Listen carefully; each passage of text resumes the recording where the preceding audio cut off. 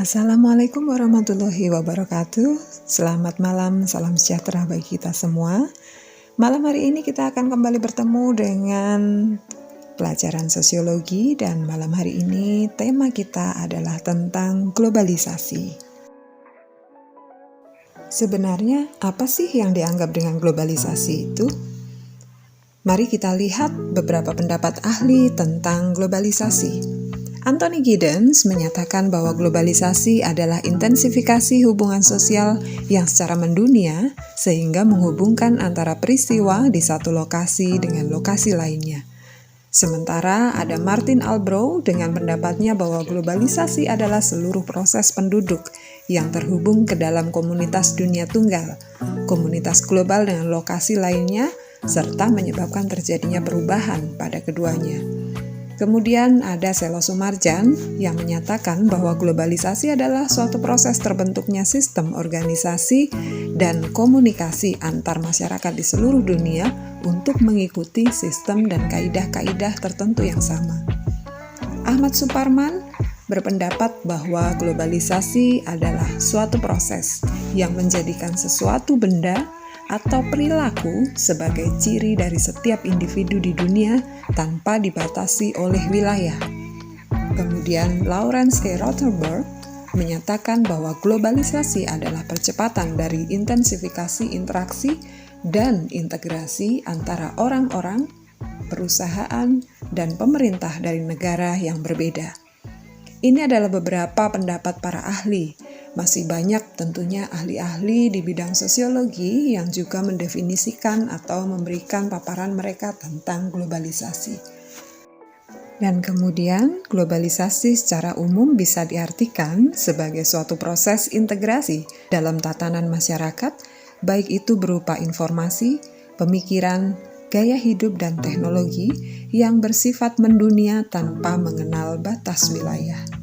Dan pada umumnya, globalisasi ini berhubungan dengan perubahan menyeluruh pada seluruh bidang dan aspek-aspek kehidupan lainnya di dalam masyarakat kita. Kemudian, faktor apa saja yang mendorong terjadinya globalisasi?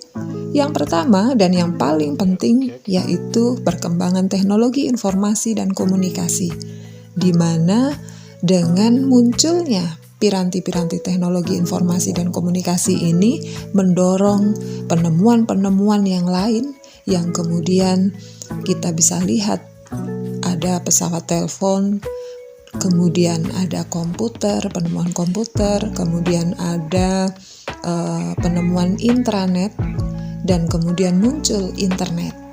Nah, perkembangan teknologi informasi dan komunikasi ini kemudian mendorong munculnya pembangunan yang luar biasa pesat.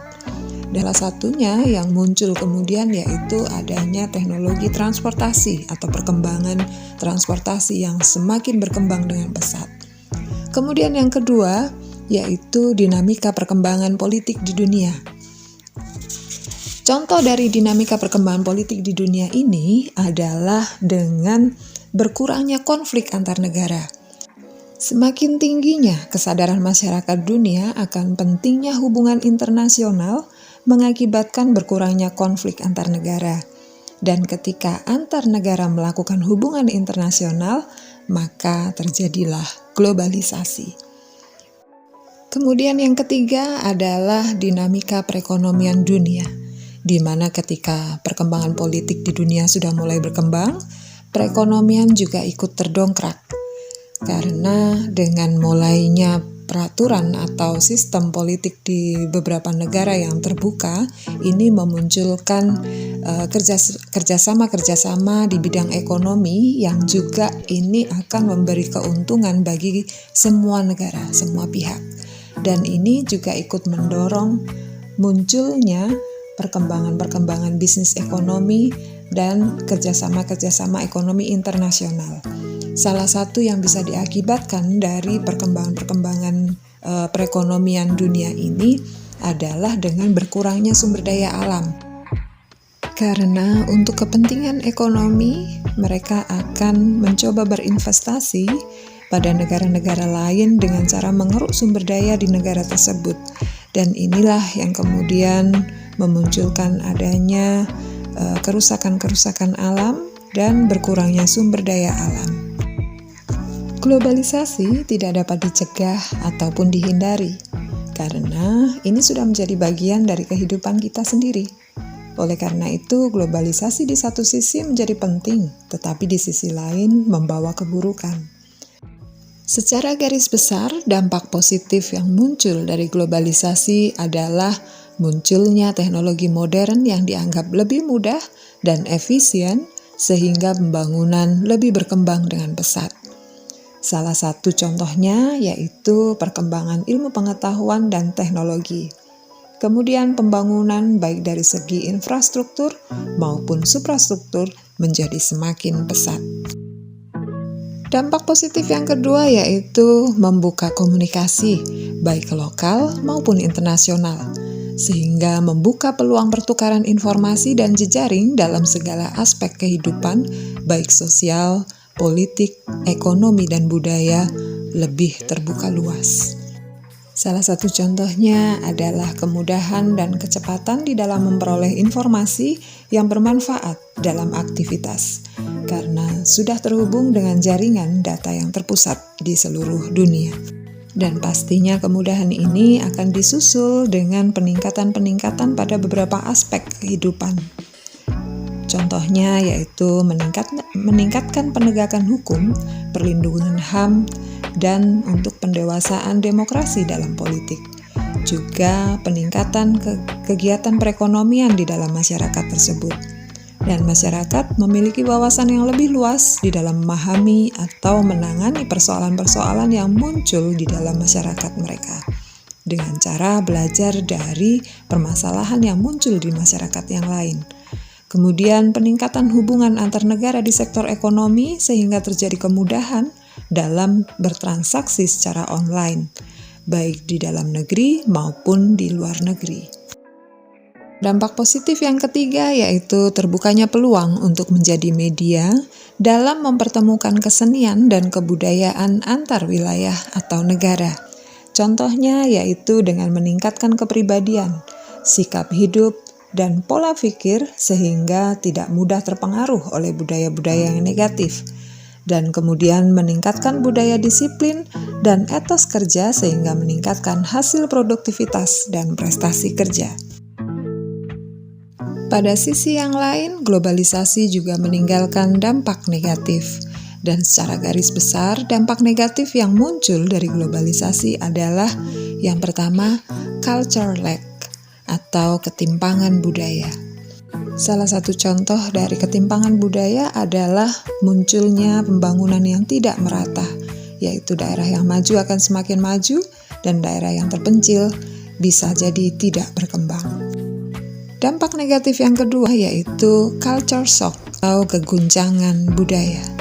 Salah satu contohnya adalah dengan munculnya atau timbulnya paham-paham yang kemudian menimbulkan adanya permasalahan sosial yang mengancam nilai-nilai sosial.